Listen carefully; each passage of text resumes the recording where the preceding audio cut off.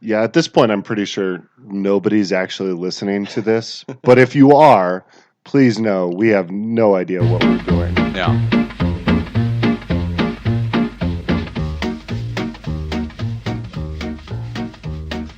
I think we're rolling. Okay. Yeah. Ready? Yeah. All right. Well, welcome everybody to the first episode of A Christian and an Atheist Walk into the Bar. Or I guess it'd be, let's start over again. I'm not going It's to not edit the that out. bar. I'm not going to edit that out. Okay. Well, it's a Christian and an atheist walk into a bar. But either way, I am your godless heathen of a host, Jay Stooksbury. And with me is my ecclesiastically inclined co-host, Ty Gallenbeck. Say that 10 times fast. It's super hard. You couldn't even say it once. No, not even once. And welcome everybody to the very first episode of this show. It's been a project of ours in the work for a year? At least a year. Yeah. And for those of you who are not familiar with us in person, on a personal level, we both reside in a small town in rural Colorado. And Ty, you probably can give a little bit more background about it since you grew up here. That's right. I think the easiest way to describe this community is we live in a community that if you are an atheist, you are in the minority. And if you are a Christian who drinks alcohol, you are in the minority as well. I think that sums up this community pretty well. So cheers to being my fellow minority. Cheers. Yeah. And the background of why we started this conversation took place, like I said, about a year ago. Part of living in a small town is that when controversy hits, it hits really big and it gets really divisive quickly. And not to go into the weeds of exactly what happened, it basically entailed our local school district getting into a little bit of a tiff with an outside secular atheist organization over some disagreements about the separation of church and state. I think is the most politically correct way I can describe what exactly happened. And the reaction of it was a lot of people in town, as Ty mentioned, being very antagonistic about this kind of outside aggressor of atheists really butting into the school district, and this atheist group also kind of digging in their heels on their particular issues as well.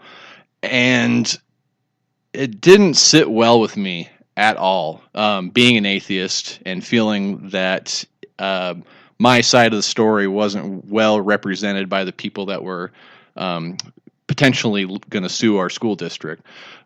So literally, we met at a bar. A little more background story about us too. I own a bar here in town, and we met for drinks to just start the conversation. And it started off with kind of some kicking back some ideas back and forth about, how could we make something kind of like a program that was dedicated to, kids, or because we both had a youth development background as well. And then it kind of went dormant for a while. And then Ty just one day said, what if we did a podcast? What do you think about podcasting?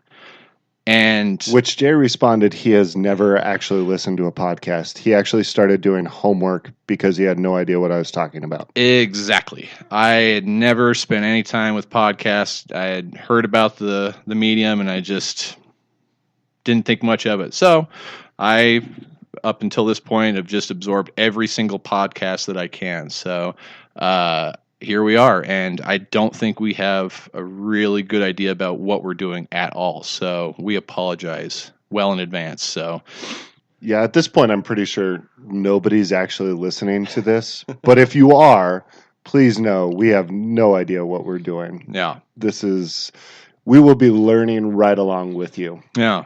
So, but it'll be fun, and it's a good excuse for us to drink beer and talk. That's right.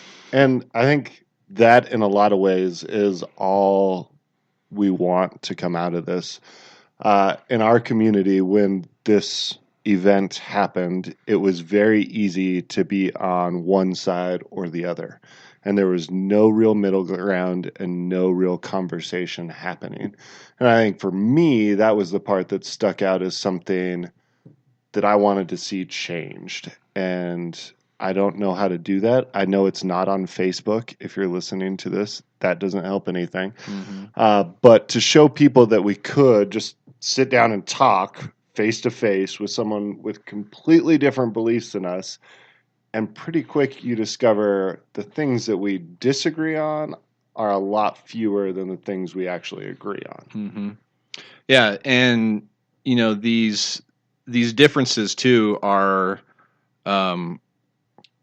the edges on them get grinded down a little bit when you're face to face too. And when you mention a lot of this conversation can't take place on Facebook, it's much easier to launch bombs from your keyboard at home and then just close up shop and then never actually engage with anybody. So you're right. It has to happen in person. And like I said too, anytime you can incorporate beer into that is always makes it a lot easier too. And I guess that also depends on what kind of drunk you are too. Yeah. I'm much more of a happy-go-lucky, sometimes ornery kind of drunk, so it makes for a better conversation. I'm not an angry drunk. Keeps it tame. Yeah, that's right. Yeah, I mean, everybody's 10 foot tall and bulletproof behind a screen and a computer. And it's easy to see this started from a specific situation in our community where you could see that division up close and personal. But I think as you look across the scape of the nation right now, it's evident that this is happening widespread. Political views, everything is one side or the other, and there's no conversation happening in between. And I just think that's ridiculous. I think that there has to be a middle ground where you can actually communicate with someone who has different beliefs than you. Yeah, I just read a study that just recently came out where it said 1 in 10 Americans have the majority of their friends outside of their registered political party. And then the vast majority, 9 out of 10, only befriended those within their political party too. And I think we're seeing that as this nationwide echo chamber where people surround themselves with people who they agree with. And there's no middle ground, like you'd mentioned before too. It's everybody has a bad case of confirmation bias where everything that they read online, whether it's Facebook, whatever their algorithm's feeding them, if you're on the right side, you're getting nothing but Breitbart and Fox News. And if you're on the left side, all you're getting is Occupy Democrats and MSNBC. So, and then both sides just have nothing to really share in terms of commonalities or common ground as far as what we need to do to move things forward and not just keep getting into these kind of petty culture wars, I guess is the best way to describe them. And like you had alluded to, it's not just religion, it's politics, it's economics, it's the way that people, how they raise their kids. My wife, really, when we have a 2-year-old son, and when she was doing all of her research online about what to do to become a mom, she realized how divided even that was, breastfeeding versus formula feeding, and she called them the sanctimommies. Like they get online and they'd just be say some of the most cruel things to one another too. So yeah, we like to argue in this country a lot. Well, we like to argue when it's convenient and easy and not scary. I think it's really easy to argue from a distance. But I think when things actually start changing and you can be passionate about something, I think you should be passionate about things. But I think you're going to find out very quickly how passionate you are about certain areas when you get face to face with someone. Yeah. And so I think that's the goal. Yeah. When it all comes down to this, we're two guys with different views that can sit down, share a drink, and have a conversation. And I know for me, I'm better because of your input and your knowledge, and I hope it vice versa. Absolutely. And I think we could all benefit from that. It's super easy if you put blinders on, and I'm like using my hands to like signal like anybody listening to this can see me. But if you put blinders on and go in one direction, it's really easy to miss a lot of the amazing things that are going on around you, and that you can learn from other people and the way those can impact you, and not only learn from them, but strengthen your current beliefs. If you are passionate about something, there are things that you can learn from other people that will benefit your own belief system. And so I think it's important to not run from those conversations or stay, one degree of separation through a computer or whatever, but actually sit down and have those conversations. Yeah. And actually, you brought up a point that's like a perfect segue, because we were all both going to share kind of our own personal stories about how we both arrived at our personal worldviews. And I would venture to say that if you asked, so there's 35-year-old Jay, which is me now. If you asked maybe 21-year-old Jay what his thoughts would be if he was going to sit down and share a drink with a Christian to start a podcast, 21-year-old Jay would probably laugh at 35-year-old Jay in the face and probably just call him a sellout or something like that.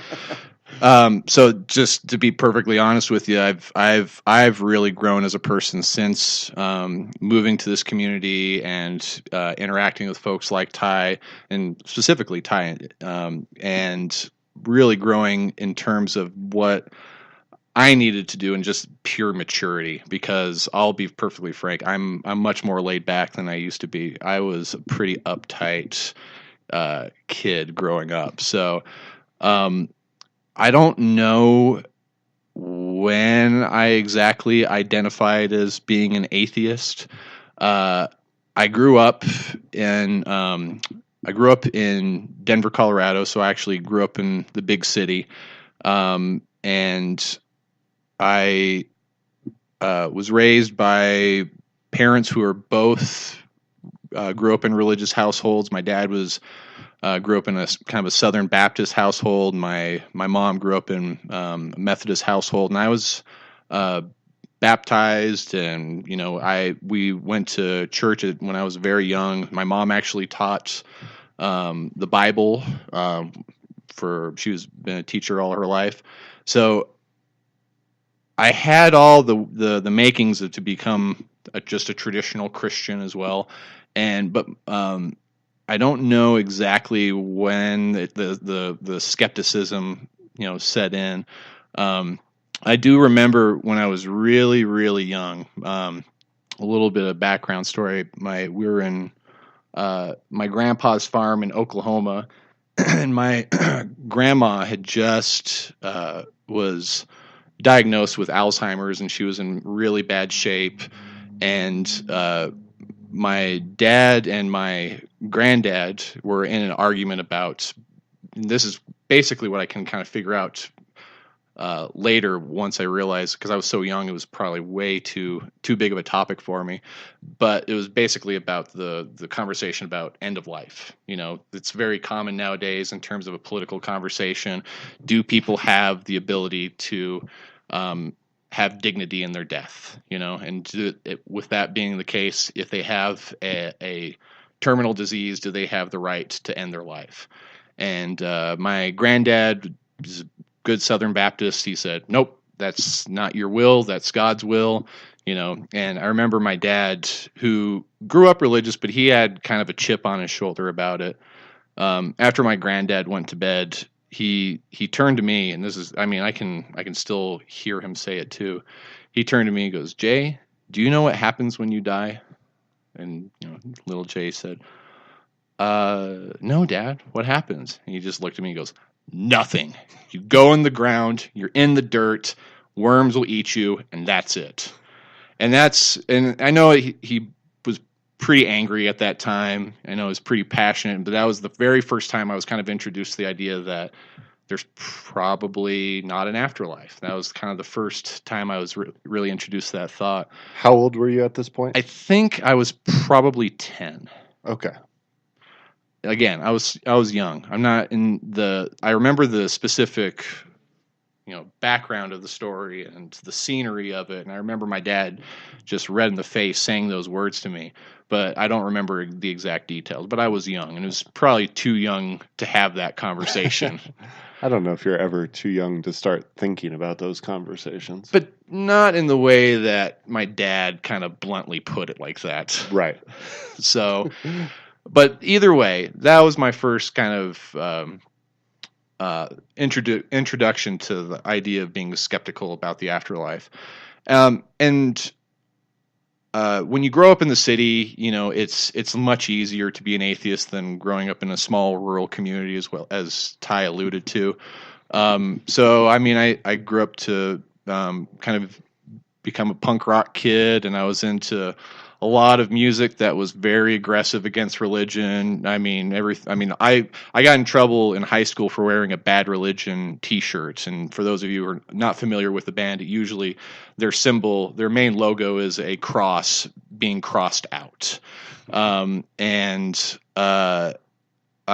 was really into George Carlin and Hitchens, and a lot of really strong critical thinkers who made the practice of skepticism and the process of skepticism much more appealing to me. And I actually, despite being, I'd probably say it was around maybe like when I was 16 or 17 when I started fully identifying as an atheist. I actually ended up going to a Catholic college. I was hoping you were going to touch on that. That's one of the most fascinating things, I think, about your story. Yeah, I ended up going to a Jesuit university, and it was something that was completely out of left field for a lot of people who knew me in high school. Once they learned that what the religious affiliation of my school was, because I was very vocal about my atheism in high school. And I had the opportunity to come visit the campus. I actually had never heard of the school before. And it was this really cool experience as a first time. So, the very first person I met on campus was the president of the university. He literally opened the door and greeted me. And he's a Jesuit priest. And I had my own idea about what a Catholic university was going to look like. I was expecting nuns and demerits and getting my hand hit with a ruler and every sort of connotation that you can think of. And it obviously was not like that at all. I really fell in love with the school just because of what the Jesuits had to offer in terms of being these kind of juggernauts of intellectual thought. And there were these guys that could quote, Dostoevsky and Karl Marx and any passage from the Bible, but then they could also go play rugby with you or any sport, and then at the end of the day they could drink you under the table too. Like, they were just these like I said, juggernauts of human beings. And so I really fell in love with the school, and I think a lot of people were jokingly saying that I was going to come out Catholic at the end of it, which was not the case at all. Obviously, at all. That's why we're here. But I definitely grew as a human being and as a mature person afterwards because of that. Because then I realized all the negativity that I carried with me about what a religious person. What constitutes a religious person. I realize that everybody's just human beings, regardless of what your personal beliefs are. And I've more or less have changed my viewpoint. Before, I was fully convinced that there is no God and there's no way that you can prove it. And nowadays, I consider myself what's considered to be an agnostic atheist. A lot of folks try to uh, try to treat those terms as if they're mutually exclusive. You can be agnostic and atheist at the same time. And the way that I view it is that um, Gnostic deals with certainty of knowledge, and to be agnostic means that you lack that certainty. And theism deals with belief in a higher being, in an omnipotent being. And being atheist means that you are without that belief. Right. So my position is that I live a life without that belief in a higher being, but I really can't prove that one way or another. I can't say that with much certainty. And I think that's really the case for the vast majority of people. Right. And I think ultimately that's where faith comes in as well too, is that you're not absolutely certain of your position. Absolutely. But faith helps fill those particular voids for you. Right. And so that's where I am today. And like I said, I was a very aggressive person. Anybody who's listening to this from high school, who, especially if you're a religious person, I'm so sorry. That's awful optimistic that you actually think someone's listening to this. Yeah, well, they're Eventually. out there. Eventually. Yeah, I think they're out there. If they've made it this far, they're definitely out there. That's right. So yeah, I mean that's the, I guess, the abridged version of where I came from and where I'm at now. I feel like we're gonna have to dub in some applause track at this point, ladies and gentlemen. The J backstory. So, well, I grew up in rural western Colorado, but I did not grow up Christian. Actually, I didn't go to church at all. I can remember going once when I was in elementary school, and I hated it. I thought it was really boring, and the creepy Chuck Norris holding a lamb picture actually really freaked me out. It's true. Any of those old Jesus photos look like Chuck Norris. Look at it. You'll never see it the same. So that's kind of how I grew up. But when I was in middle school, got invited to go to a church with a friend, and they were playing video games. And so that sounded awesome, and went. And who doesn't like video games at that age? All night. I remember drinking Jolt soda, which, if you can actually know what Jolt soda is as you're listening to this. And we've dated ourselves. I applaud you. Well, you already said you were 35, so you ruined that for the rest of us. But I went, played video games, met this guy named Eric, and it really came down, for me, initially, it came down to the way he lived his life and the way, just the appreciation and, for a lack of better term, the amount of life he had, I wanted. He constantly seemed like life was the best you could have. And I didn't know why that was. I knew as a middle schooler, which for any middle schooler, life is not the best you've ever had. And then even into high school, as life starts to fall apart and you start to figure things out, you grasp onto those things that look like they're better. And so this guy had that, Eric had that, and so I gravitated towards him, and he was a youth pastor at this church, and went to the church and started studying and going and figuring things out. And then when I was 16, I believe, 16 or 17, I was baptized, and really it was just, we were going on a mission trip to Mexico, and I felt like, well, if I'm going to actually go do this, then I feel like this is part of it. And I can't say it was like this revolutionary thing for me or anything like that. It just seemed like the right thing to do. But then during my senior year, my whole life kind of fell apart with parents getting divorced and high school breakups, which, if you're in high school, breakups don't matter. But they did at the time, and I get that. And so life kind of fell apart, and I was trying to figure out what I wanted to do with myself, and had a conversation with Eric. And at one point he said, I have the greatest job in the world. I get to hang out with kids, tell them about Jesus, and play paintball. And as a high school kid, I was like, that's what I want to do. And so, I'm not gonna lie, as an atheist kid, that's what I'd want to do. yeah, too. I mean, any kid. I'll play paintball. And so I went to college at a little Christian college in Southern California because I desperately wanted to get out of small town Colorado. And so went to this little college. And while I was in college, I had this realization of, I don't know if I believe any of this.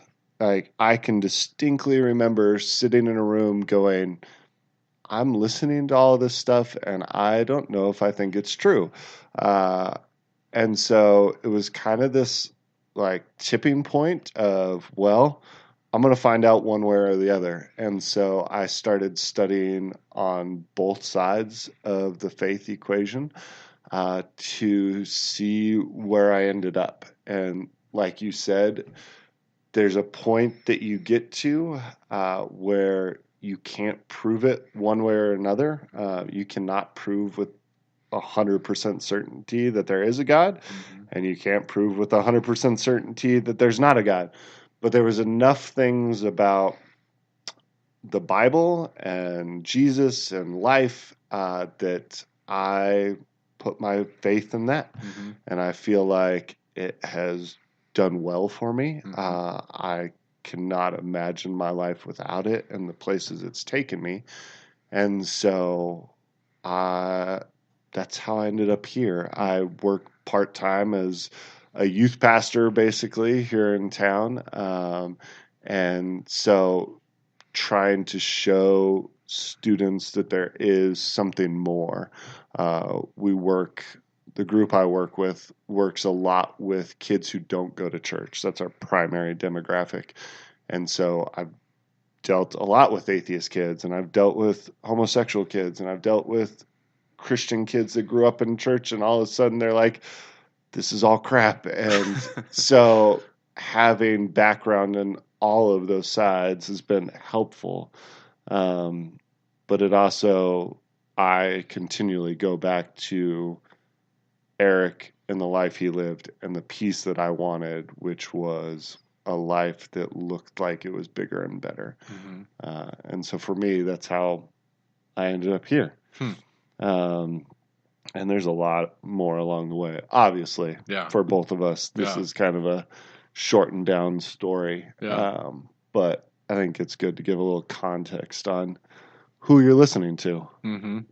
Well, and it's funny too, because I feel like we both kind of followed the same path, like at least a parallel path, and reached certain identities at the same age, but still we're kind of questioning them, and then challenged that as we kind of grew, and then here we are today too. So that's right. I did go through a phase from about my senior year of high school through freshman, sophomore year of college, where I was a pretty big punk rock kid, and never had the T-shirt, but I definitely listened to a lot of Bad Religion and Pennywise, and so we share some musical taste. And I think that's kind of the whole point of the conversation too, is that the more that we talk with each other, the more we realize that you're, in the grand scheme of things, we're more than just one thing, you know.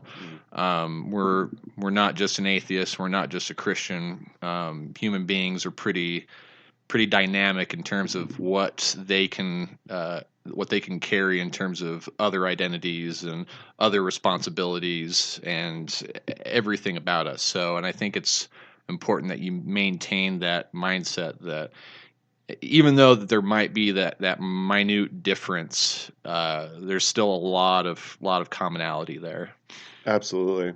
One of the most eye-opening things I did in college is we had a theology professor that went over essay bene essay, as he called it, essential, non-essential.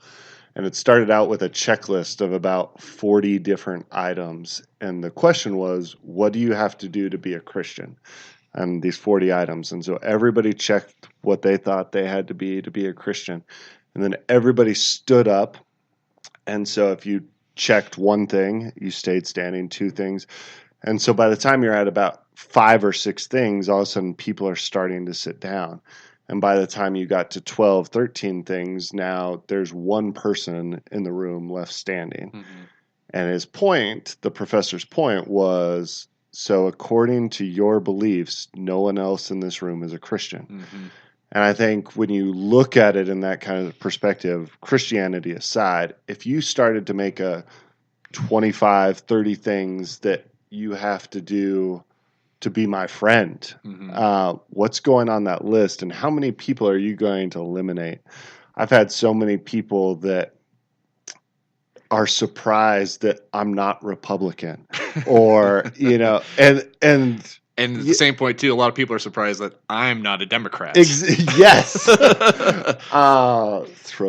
Sit on that and chew on it for a while. But take that, conventional politics. And when you figure that out about someone, for a brief moment, you may be taken aback, but then you remember everything about that person and why you still hang out with that person. Mm-hmm. So that one thing all of a sudden becomes a non-essential. Mm-hmm. It's really not. Mm-hmm. We can have a conversation. We can agree to disagree on so many things. Mm-hmm. But when it comes down to it, those are not essential to being a human. Like you keep saying, being a human is so much bigger than your political affiliation, your belief system. Like we're going to disagree on beliefs, and we're going to have those conversations, and I'm going to hope and pray differently, and you're going to hope and probably never pray. Whatever we do. But there's going to be those differences, but it doesn't change how you have to enjoy the here and now. Yeah, and I think to your point too, the those identities that we carry too. So let's just play a hypothetical game. Let's say tomorrow some random scientist from Sweden is able to prove without any doubt that how the universe started, and it didn't start from an omnipotent being. He can pinpoint the exact moment that the universe started, which basically eradicates the argument that a God could exist. I mean, it's not going to happen, but because it's not a falsifiable question, you can't really test for that. But let's just play a game. If you found out today that God didn't exist, would you wake up early in the morning to start raping and pillaging and running amok and being basically an immoral being? No, you wouldn't. Or what? You're nodding your heads. You've got like some thoughts about that. Well, I have always said my entire life, if I was not a Christian, I'd be a con artist. So that's why I debate a little. Is magician the middle ground? It may be. So, but the point I'm getting at is that you are a good person despite your religious identity. Not because of it. And what your core values are and principles are they're shaped by those experiences. They're shaped by those thoughts that we have growing up, and everything that we read and we take away from other people in terms of their faith or lack of faith or whatever the case may be. And when we arrive at that position, hopefully we're moral enough beings that that would not be the case. We would not be, like I'd mentioned before, we wouldn't be Vikings the next day in the way we treat one another. Society wouldn't completely collapse at that point. Right. Yeah. And that will be I'm sure that'll come up on a podcast topic later down the road, but which is what we like. Yeah. But yeah, I think for me, I have learned more from people with different views. Mm-hmm. I think if you lock yourself into a single education line, you are missing out on the entire world. Mm-hmm. And so it doesn't matter what your faith, what your religion, what your lack of faith, what your political view, learn from those around you, because you will only make yourself better. And more importantly, too, challenge yourself to learn from those people not around you too. Get the hell out of your town for a little bit. And Yes. and it's not a small town issue either. Too, people are just as segmented and alienated in the big city too, where It's easier. yeah, it is. It's easier to keep your head down and not make eye contact. It's actually, I've learned it's so much harder to hide in a small town. That was my biggest adjustment. So yeah, I mean, and I think that's part of the reason why I feel like this conversation is so much more naturally to happen in our current environment too, because we're more likely to run into each other at the grocery store too, and so yeah, it's we have kind of unique circumstances, and I think makes for kind of a unique opportunity to have that conversation. Absolutely. And I think from here, if you've made it this far, Thank you. yes, amen. From here, we're going to cover so many topics. Mhm. This is not going to be a heavy-hearted thing. Hopefully, you get that idea from now. But parenting, We've already alluded to politics. yeah, Which I can't wait for that one, actually. Oh man. Yeah, it could be anticlimactic too, because I try to stay out of politics as much as possible. And I love them. And I'm not even a registered voter. Oh, no. Yeah. So This might be our last conversation, actually.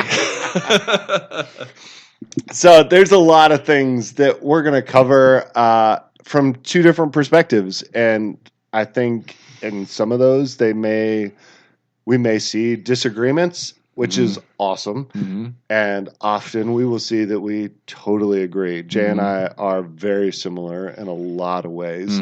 And so we do see eye to eye on a lot of things, but we will also, I think both of us will be trying to pull from our backgrounds and our influences to show how those differences can meet in the middle. And I think what's actually kind of interesting too is that we have both managed to cultivate our own unique audiences too. Yeah. If you think about it, because just for those if you're not familiar, I'm a freelance writer, and I, as I kind of alluded to, I write a lot about politics. I've been published in a variety of publications, and it's kind of my lifeblood. I'm a little bit of an activist as well too, and Ty, as you had mentioned before, being not only a youth pastor, but is also a very talented magician. So if you're booking Christmas parties right now, you're probably booked up, but he's quite the show, and Come he's always see the show entertaining. in Telluride, Colorado. That's there. If we're gonna put the plug in, which There you I was go. avoiding, but since you did it, Mind for me. blown. That's right. But either way, we both kind of have our own following on social media. And so I'm kind of looking forward to watching both these audiences kind of converge too. So I think it's what's naturally to happen in social media too, is those echo chambers do tend to exist in that particular environment. So we might actually see a little bit of a clash of civilization in the comment section here pretty soon too. I really hope we do in a lot of ways. Yeah. That this creates conversation outside of two people. I can see, even just in our community, because of the sphere of friends and influence that we both have, which does overlap, but it overlaps in some really funky ways sometimes, that this could spark conversations between, all sorts of different people groups, just based on their shared friendship with us and the way those collide, which, I mean, if you have that's the whole goal of this, is to spark conversation across lines. Yeah. And I think another important thing too is I like to call it flying your freak flag, as Ty alluded to earlier, that we're both minorities in our own little communities in our own unique way. And I've learned that it's important just to why I've been a little bit more vocal about who I am, from my religious perspective is that I wanted people to realize that I'm a taxpayer. I am a registered voter, and I'm a business owner, and I'm a father and a husband, and I'm an everyday human being. But I'm also an atheist too, and I wanted that to be kind of a secondary. If you're looking at my business card, it's really far down, and maybe it's on the back of the card. That where people would just not even consider that as something as a quality. It's just an afterthought. And I've noticed that once I've started doing that, more and more people who might be shy about having that conversation or identifying that way are more likely to come up to me and be like, I'm an atheist too. I've never really thought about being open about it in this community because it is hard, but it's all about just, proving people's wrong, in terms of what a stereotype is, Right. because they do exist for a reason. I'm not going to lie. There are asshole atheists out there. Great. Now we have to put the explicit tag on this. Dang it. There podcast. are mean atheists out there who say mean things, and but again, that's a separate issue. That's something more related to their own maturity and their own insecurities that they probably have as well too. It's it's a person issue, not a religious lack of religion, because Christians are the same way, maybe more so. So I've said for a long time that Christians have done more damage to Christianity than any other people group. Yeah. So yeah. Well, hey, we're at 41 minutes. Holy cow! Yeah, that flew by. I know, it's crazy, but I know no one's going to listen past that mark very far. So you're really hurting our advertisement potential here. There's like 12 people right now. When people go back and like, oh, I'm going to subscribe to this when we've actually gotten somewhere, then they're going to laugh at this one. But right now, it's the reality. Yeah. We're going to call it as it is. So if you've made it this far, we appreciate you. There is more coming. We're going to try to do this weekly, so be listening. They'll be topical from here on out. This one was kind of a shotgun backstory of everything to kind of get you to see if you're interested. To set the mood. Insert Marvin Gaye. Barry Manilow right there. I was going to say Marvin Gaye. Oh, wow. See, more differences. So, yeah, tune in. I don't know what's going to come up next week. We've got the original spark that launched our conversation has come back around. And so that could very well be where we kind of launch off and start talking about that and get some feedback from around the community and different people that we've talked to, because it is something that everyone in this community is talking about, but it also serves as a pretty good sounding board for the nation. So, Well, closing thoughts? No, and thanks again, everyone that's listening, and be sure to check us out online too. You can follow us on Facebook, Twitter, Instagram. Just search for a Christian and an atheist walk into a bar, and then we also have our website too, which is christianandatheist.com, which I was amazed that actually existed as a domain name that was available. Yeah, it wasn't already taken. Yeah. So again, many thanks for those who are still listening. Yep. Thank you all. And cheers. Yeah, we will talk to you later.